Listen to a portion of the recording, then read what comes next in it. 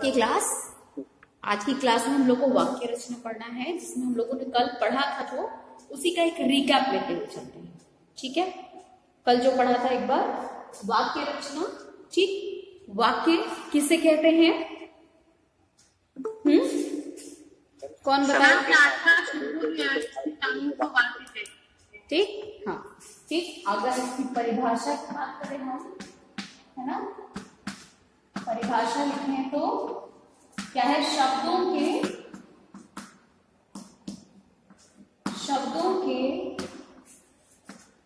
व्यवस्थित समूह को हम वाक्य कहते हैं। ठीक है, यानी कोई भी वाक्य बोलोगे तो उसमें कई सारे शब्द होंगे कि नहीं? ठीक, yes. और उन्हीं शब्दों को जब वाक्य में प्रयोग कर दिया जाता है तो क्या कहा जाता है? पद कहा जाता है। ये हम लोगों ने पढ़ लिया है शब्द और पद में। ठीक, शब्द जब तक शब्दकोश में होते हैं तब तक वो क्या कहलाते हैं? शब्द कहलाते हैं।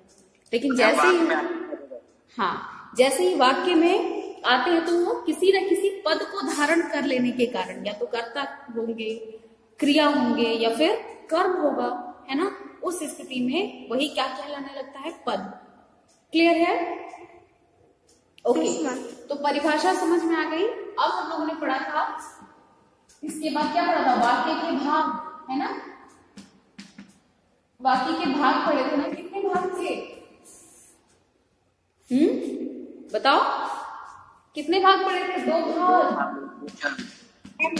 दो भाग थे, है ना। पहला क्या था बताओ? उद्देश्य, है ना, उद्देश्य। और दूसरा क्या था? दूसरा विधेय, है ना। उसके बाद ठीक, उद्देश्य किसको कहा हमने? उद्देश्य क्या होगा? कर्ता, किसके बारे में बोल रहे थे? हाँ, या कर्ता का विस्तार। ठीक है, यानी कि कर्ता को समझ गए, किसी भी वाक्य में जिसके बारे में जो भी बातें बोली जाती है, ठीक, जिसके विषय में जो भी बात कही जाएगी वो कर्ता होगा। यह कर्ता का विस्तार क्या होगा? यानी एक डॉक्टर जो क्या है? हार्ट स्पेशलिस्ट है, सर्जन है, ठीक, तो उसको क्या कहा जाएगा? एक डॉक्टर जो कि हृदय रोग विशेषज्ञ है। ठीक, तो ये कर्ता का विस्तार हो जाएगा। ठीक, और कर्ता के विषय में जितनी भी बात कही जाए, है ना, कर्ता के संबंध में, ठीक, दिख रहा है आप लोग को? संबंध में जो भी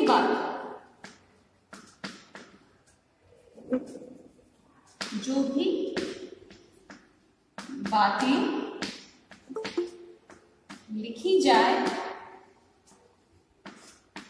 वो क्या होगी? ठीक, कॉमा, वो विधेय होगी। ठीक है, विधेय कहलाती है। ठीक, क्लियर है बच्चा इतना? एक मिनट एडमिट करो, कौन आया? स्नेहार्पिका तो ऑलरेडी क्लास में थी। ये कौन स्नेहार्पिका है? कोई और तो नहीं ऐड कर रहा है खुद को? इतना क्लियर है सभी को? इसमें कोई डाउट? कोई डाउट नहीं है मेरे हिसाब से। ठीक है, चलिए आगे हमने क्या पढ़ा था? अब हम लोगों ने पढ़ा था क्या, उसको देख लेते हैं। ठीक है, सबसे पहले वाक्य को हमने दो आधारों पर विभाजित किया। ठीक है, वाक्य को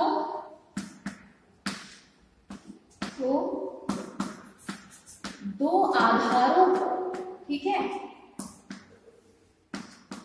आधारों पर विभाजित किया हमने।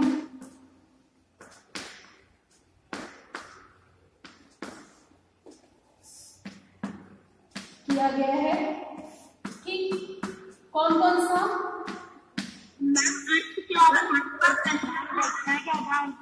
ठीक, और अर्थ आधार। ओके। देखिए, पहला है क्या, रचना के आधार पर, ठीक, जिसको हम लोगों ने कल पढ़ा था, रचना के आधार पर, ठीक। और दूसरा क्या था, अर्थ के आधार, ठीक।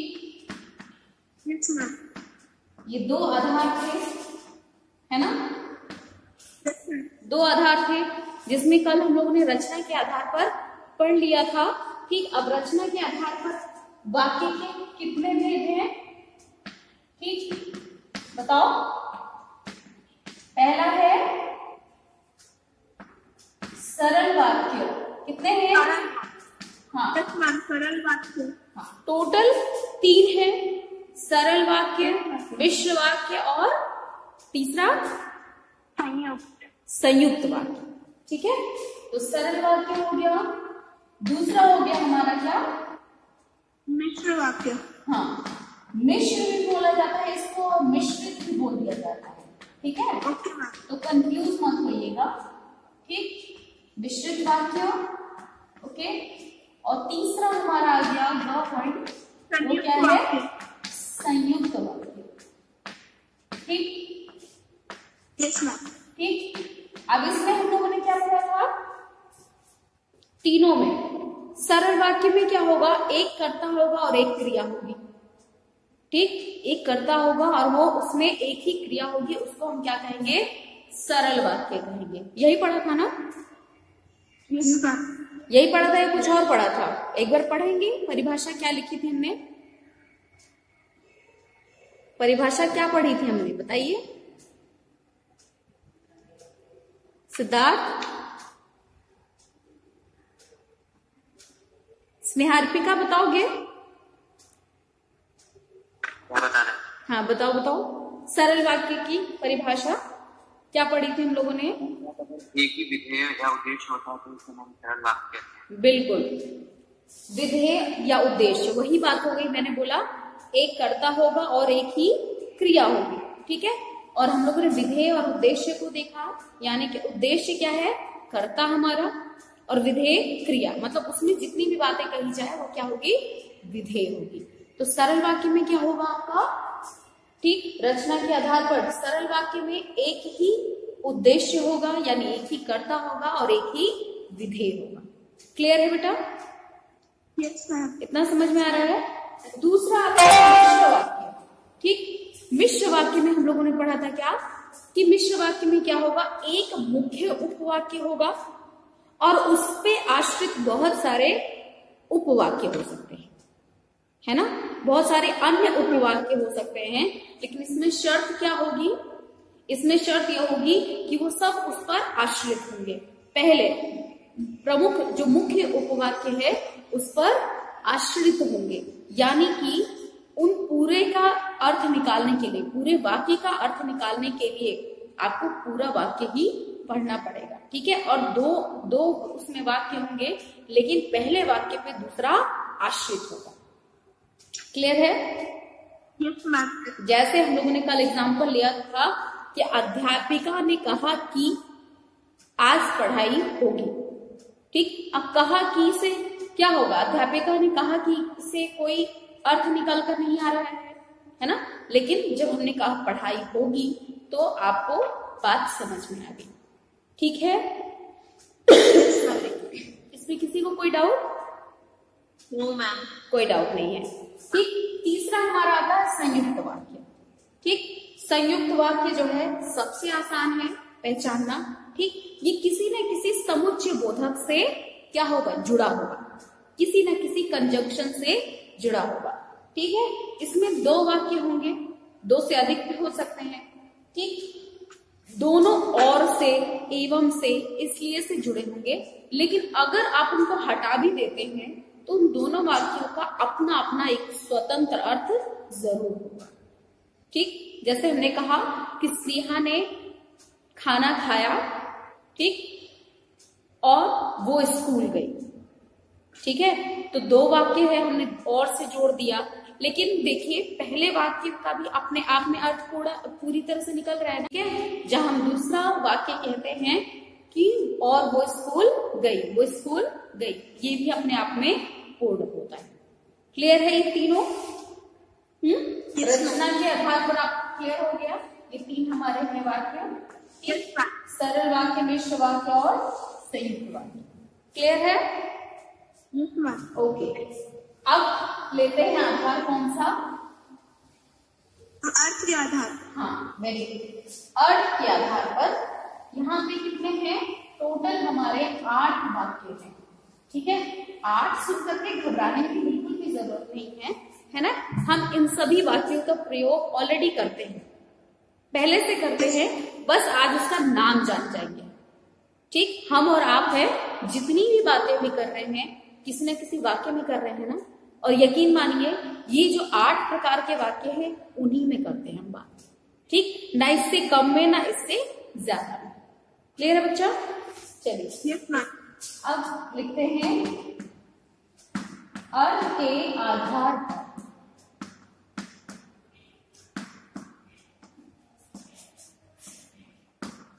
वाक्य, ठीक। चलिए पहला क्या है आपका? वाक्य। ठीक, विधानवाचक वाक्य, वाक्य। दूसरा है निषेधात्मक वाक्य, बिल्कुल निषेधात्मक या निषेधवाचक, ठीक है। चलिए निषेधवाचक आपके लिए ज्यादा इजी भाषा रहेगी, है ना। निषेधवाचक वाक्य, ठीक। फिर तीसरा आता है आपका प्रश्नवाचक वाक्य, आज्ञावाचक। हाँ, प्रश्नवाचक वाक्य, ठीक। चौथा आता है आपका आज्ञावाचक। चलिए यहाँ लिख देते हैं, सीरियल ऊपर नीचे होने से कोई दिक्कत नहीं है, ठीक है। हम कोई भी वाक्य कहीं भी लिख सकते हैं, ओके, ठीक। फिर है आपका आज्ञावाचक वाक्य, ठीक। उसके बाद क्या है? इच्छावाचक, इच्छावाचक वाक्य। फिर है विस्मयवाचक वाक्य, है ना, विस्मय वाचक वाक्य। फिर है आपका संकेतवाचक वाक्य, है ना। यहाँ दिख रहा है ना आपको? संकेतवाचक वाक्य। उसके बाद क्या है? संदेहवाचक, संदेह ना, ओके। यहाँ मुझे लग रहा है दिखेगा नहीं, मैं इधर लिख देती हूँ, ठीक है। यहाँ पे थोड़ा सा विजिबिलिटी कम है, कुछ खराब हो गया है, ओके। 8वां आप यहाँ कंसिडर करें, ठीक है।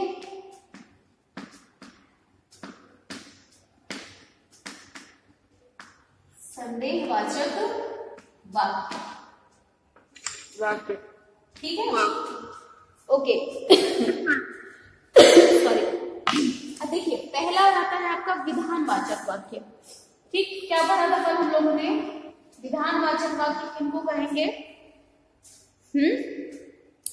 ये बिल्कुल हमारे सरल वाक्य जैसा है, ठीक है, बिल्कुल हमारे सरल वाक्य की जगह जैसे है। जैसे देखिए हम लोग 2 नियमों पे चलते हैं, ठीक।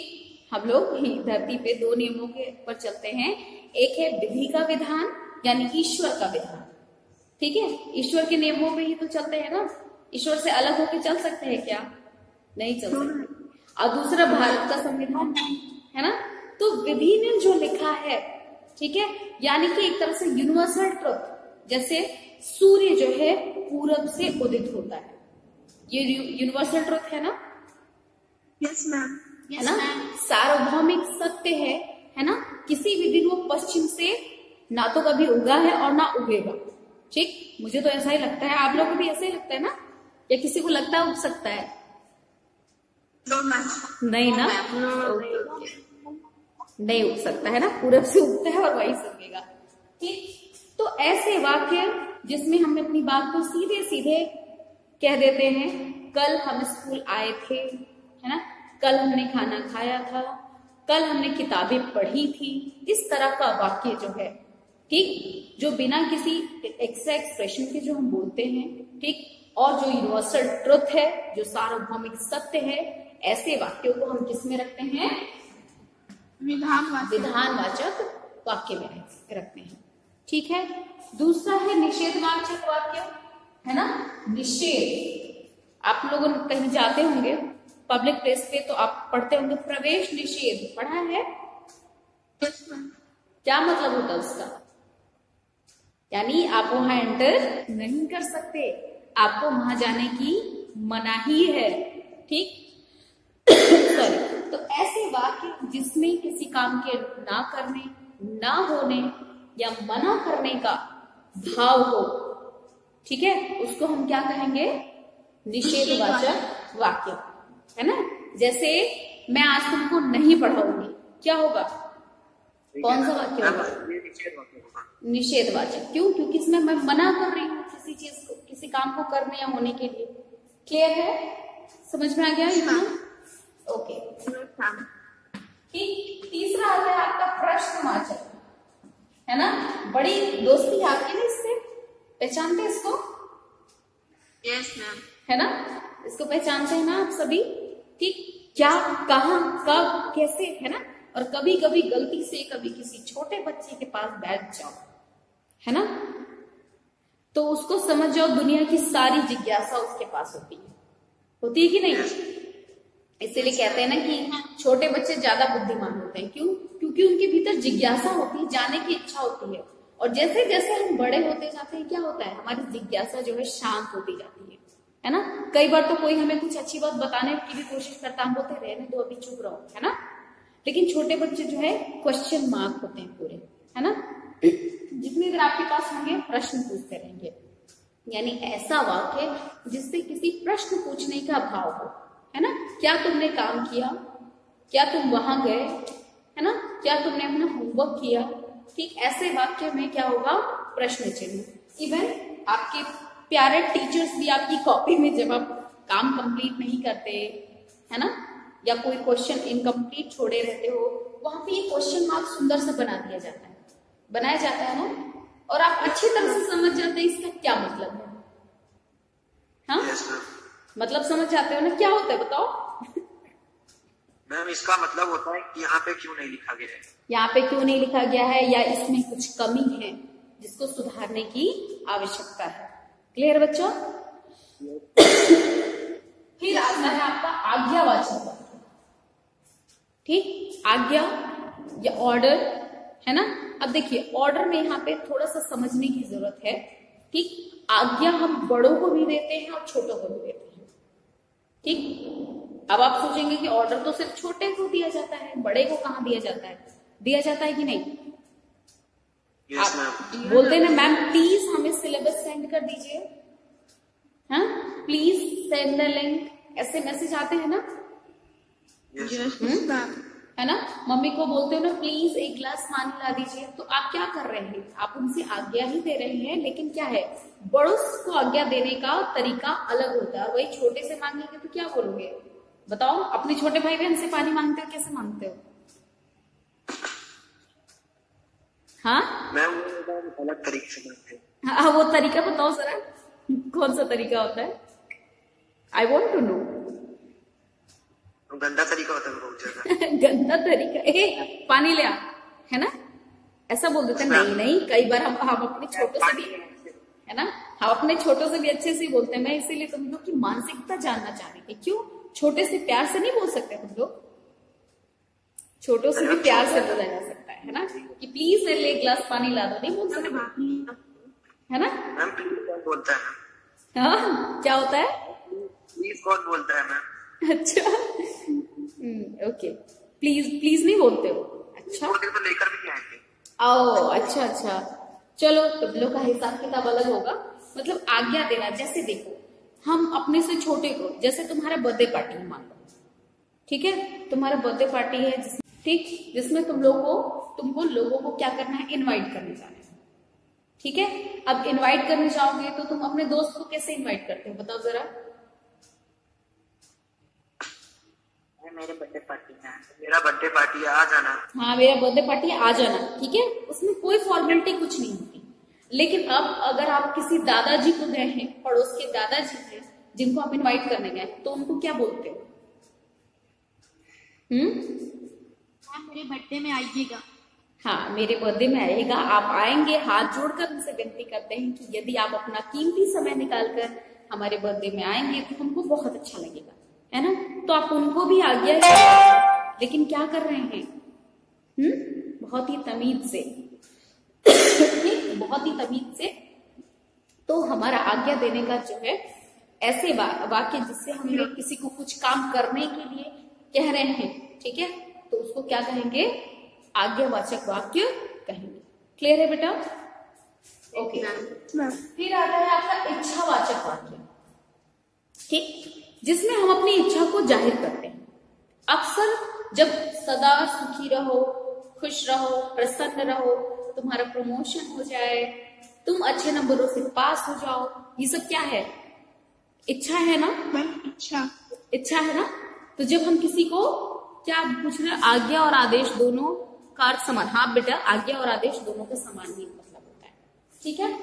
तो ऐसी बातें जब हम किसी के लिए अच्छी बातें सोचते हैं, ठीक, अच्छी नहीं, अच्छा एक एग्जांपल लेते हैं, भगवान करे तुम्हारे खाने में कंकड़ पड़े, हाँ, तुम फेल हो जाओ, है ना। ये मैं ऐसा नहीं देखती। ऐसी इच्छा को, ऐसे वाक्यों को हम इच्छावाचक कहेंगे कि नहीं कहेंगे, ये बात है। हम कहेंगे। इसको भी इच्छावाचक ही कहेंगे, ठीक है। क्यों? क्योंकि इच्छा बुरी या अच्छी दोनों हो सकती है ना, हो सकती है कि नहीं, हो सकती है ना। किसी को, कोई किसी जानवर को देख करके उसको बहुत प्यार करने का मन करता है ना, उसको प्यार से अपने पास रखने का मन करता है, और किसी का मन करता है कि मार के उसको टांग दे। ऐसे भी लोग होते हैं कि नहीं? Yes ma'am. ठीक, तो सबकी अपनी अपनी मानसिकता है, हम सबकी, है ना, हम सब लोग नेचर में बिल्कुल अलग हैं दूसरे से, ठीक। तो ऐसे भी वाक्य को, चाहे वो अच्छी हो या बुरी हो, जिसमें हम अपनी कोई इच्छा प्रकट करते हैं, वो क्या होगी, इच्छावाचक, ठीक है। मतलब विशेष वगैरह तो आप समझ लीजिए, आंख बंद करके अगर विशेष किसी को हम देते हैं, तुम्हारा दिन शुभ हो, इस तरह का, तो वो कौन सा वाक्य होगा आपका, इच्छावाचक, ठीक है, समझ में आ गया। फिर है विस्मयवाचक। टाइम है ना अभी? Yes ma'am. ओके, चलिए।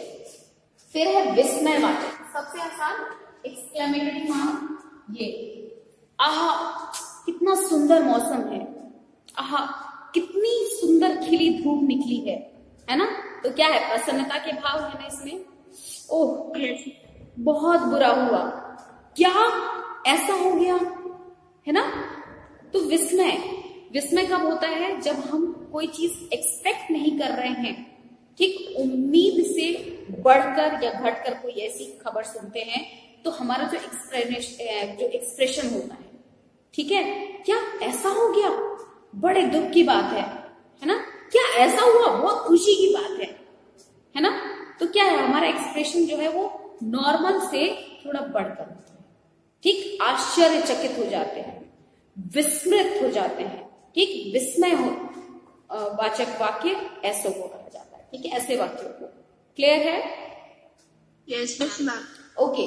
संकेतवाचक वाक्य, देखिए संकेतवाचक वाक्य जो है बहुत ज्यादा मिलता जुलता है हमारे किससे, मिश्र वाक्य से, ठीक है।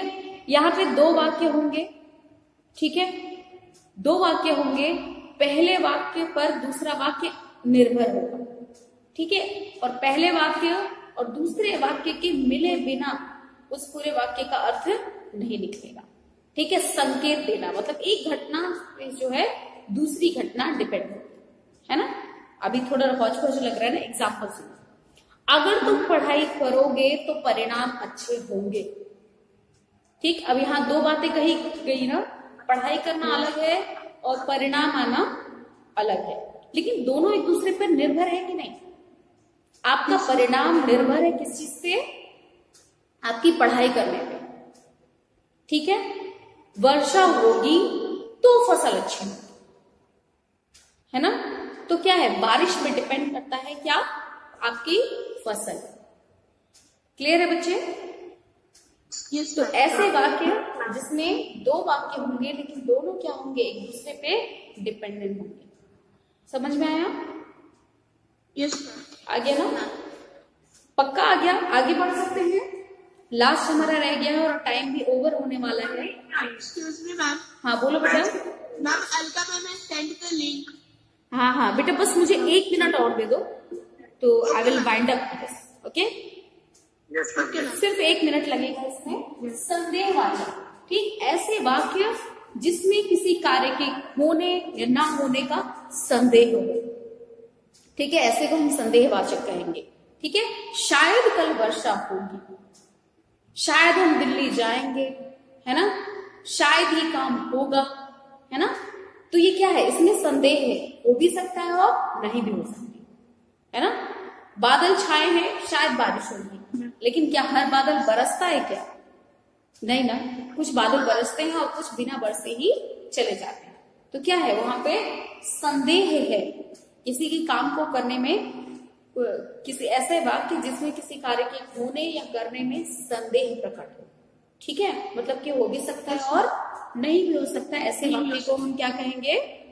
संदेहवाचक वाक्य कहेंगे। क्लियर है? Yes ma'am. ओके, अब इसमें से कुछ भी अगर ना समझ में आया हो, ठीक है, तो आप लोग क्या करेंगे? पूछना। ठीक, आप लोग पूछेंगे दोबारा। ठीक, हम यहाँ पे इसीलिए हैं ताकि आपको दोबारा तिबारा चौबारा, है ना, जितनी बार पूछोगे उतनी बार हम बताएंगे। ठीक है, दैट्स ऑल फॉर टुडे, है ना। अपना ध्यान रखिए, खुश रहिए। ठीक है, okay, now you can leave this meeting. Thank you so much बच्चों। Okay, thank you ma'am. God bless.